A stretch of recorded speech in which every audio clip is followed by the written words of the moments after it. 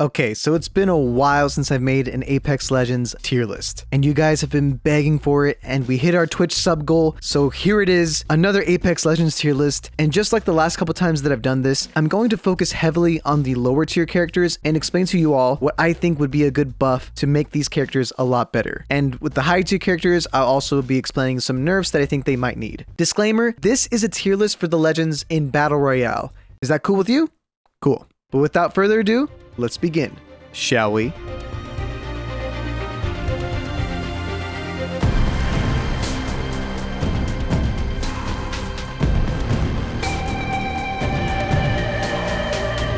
F tier. Once again, nobody's really that bad. No one's like complete garble doo-doo butter biscuits, right? So there is nobody in F tier. So let's move on to D tier. D tier are the legends that desperately need buffs or reworks. They're borderline useless. And the only legend that is in D tier is Fuse. Fuse came in with the bang, and like an explosion, he went away quite quickly. His knuckle clusters are decent grenades, but you can get more value with an arc star. His ultimate, while conceptually very strong, is very easy to dodge and completely avoid, with most high tier characters able to traverse it with ease. His ability to carry extra grenades is nice, but underwhelming as well. He just doesn't bring much to the team as a whole. One way to buff him is to make him immune to his own explosives, and also immune to the fire of his ultimate. While this may seem OP at first, it will allow for him to do more team coordinated pushes. His mobility is also lacking, so if Fuse is immune to his own explosives, he could potentially use this ability as a means to grenade jump with arc stars and frags, which would be awesome to see high tier players do. But until they buff him, he is at the bottom of the tier list. Next up, we have C tier. C tier is reserved for legends that are useful in niche situations, but they do need buffs as well. At the bottom of C tier, we have Rampart. Rampart has received small buffs over the seasons, but she just doesn't do enough. Her walls are strong when set up in a choke and playing defensively, but they are next to useless offensively. Her passive is good, but limiting her to 3 guns isn't ideal, especially when everybody runs light ammo. And Sheila is fun, but useless 90% of the time. One way to buff her offensive utility is to allow her to throw her walls similar to how Gibby can throw his bubble. I also think that buffing her passive to also work with snipers could suit her campy playstyle even better. But for now, she sits at the bottom of C tier.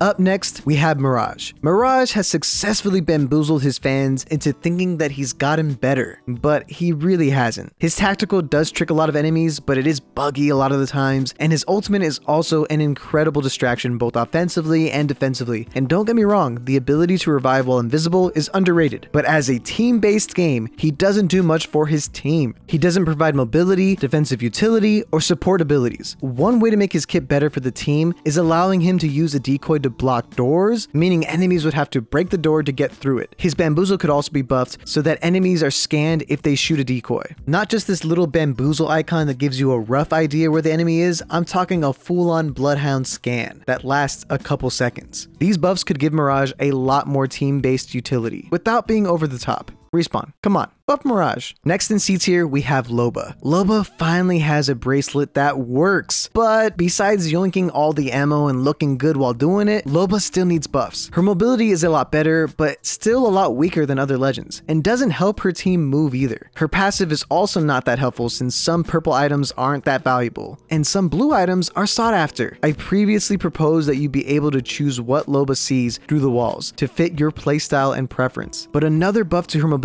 would be the ability to throw her bracelet and choose when she wants to teleport, meaning she could keep her bracelet behind and go in, shoot a couple people up, and then escape, like Sombra in Overwatch. This could allow for her to play more like a sneaky burglar type character. She can go in, get a knock, finish, steal some loot, and then just get out of there. It would be insane. Also, I think she could throw her bracelet faster, like just yeet that thing. I think it just goes a bit too slow. I'm glad that they buffed her, but she's still in C tier. Up next, we have Kostik. This poor boy got neutered hard last season, and his kit just feels a lot weaker than he used to be. It's still strong indoors, and his ultimate is still decent, but people are less afraid of going inside and fighting in the gas, because the damage is so negligible. I don't want his gas overpowered again, but it should be a bit stronger. Just enough where it's scary, but not impossible to fight in. Also, his teammates' gas should be a different color. Please, make it blue. I won't stop advocating for this. I've advocated for this since Kostik for Noobs. And at the top of C tier, we have Lifeline. Lifeline. Lifeline, while super strong in arenas, arguably the best legend in arenas, but this is not an arenas tier list, this is for the Battle Royale. She is a lot weaker in the Battle Royale. Her res shield is gone, and in exchange, you get gold items in the care package, and a slightly better healing drone. The care package is still very slow, puts a marker on you from across the map so people can just see that you're looting, and while the loot is nice, I would prefer an ultimate that provides more for your team in combat, as she is the combat medic. I think we as a society have outgrown the care package. Maybe instead her ultimate can be to create a heal pulse that heals your team instantly for 50 health and 50 shields. Something like that could be incredible. Maybe changing the care package to include weapons like it does in arenas could also be a great rework, but until they do something about her ultimate, which to me just always feels kind of out of place and slow, she will stay at the top of C tier. And now we're at B tier. B tier legends are legends that are good, but they do need small buffs, because what they can do is pretty good, but they are either slightly outclassed or just a little underpowered. And at the bottom of B tier, we have Horizon. They really over-nerfed Horizon. Like, don't get me wrong, she was really overpowered before, but come on. Her tactical slowly lifts you up, and you can't stay up there for longer than 2 seconds. It's still a decent option to move your whole team vertically, but it's significantly worse. Thankfully, what keeps her in B tier is her ultimate, which is still incredibly strong and can turn a fight around. I think either reverting one of the nerfs to her speed or the length of time that is allowed in the air with her tactical, not both, would be the only real buff she needs, and then she could be A tier. But Respawn tends to do this thing where when they buff legends, they do it too much, or when they nerf legends, they do it too much, and I kind of wish that they did incremental changes and not these big drastic changes in general. And they did this to Horizon. But she's still decent. I just think that the nerfs were a bit overkill. Then we have Bangalore. Bangalore has a great kit with no real synergy. Her smokes are great defensively, her passive is great in general, and her ultimate is a lot better than it used to be. But as usual, her smokes feel more like a hindrance to her team than a help. A small buff could be that enemies hit directly with the smoke are marked, like a Valkyrie scan, you know, that diamond box thing? Maybe enemies hit with her ultimate are also scanned in this way. This could allow for her to have more team utility in general, which she is slightly lacking in. A small passive buff could also be that she reloads faster while being shot at, but until they buff her, she will stay comfortably in B tier.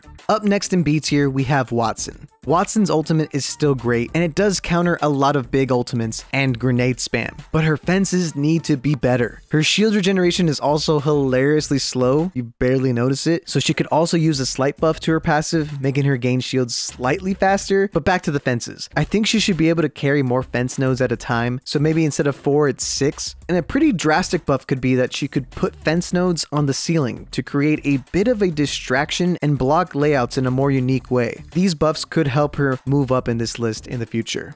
Next, we have Pathfinder. Pathfinder finally isn't low profile, and he's still a fan favorite that is very fun to play. However, his mobility is outclassed by a couple legends in the higher tiers. A minor buff he could use is the ability to zipline faster on all ziplines, not just his own, and a slight cooldown reduction to his grapple wouldn't hurt. But otherwise, he's not in the worst spot, he just needs a better passive since his old one is used as a general recon passive. Like seriously, you're gonna give everybody a recon passive and only give Pathfinder the passive to get his ultimate when he scans? Cool, but it's not that good. And finally, at the top of B tier, we have Crypto. Crypto's drone scans are great, and his EMP is still incredible. But what keeps him out of the top tier is how he has to be essentially AFK to get value. Once again, a simple buff would be the option to potentially yeet his drone like a projectile, or even have a mode where the drone follows him passively. If this becomes too strong, then decreasing the drone's health could fix that. But Crypto is really at the cusp of top tier, that he honestly may not need any buff at all, and is just waiting for the right meta and the right legend to just combo with. Overall, he's a solid legend, and his voice actor is super freaking gorgeous, so that's why top of B tier. And now we have A tier. These legends are very strong, and they don't really need buffs or nerfs. I think if every single legend was A tier, the game would be perfect. At the bottom of A tier, we got Revenant. Revenant is a controversial legend. His silence nades are annoying and very strong. His passive is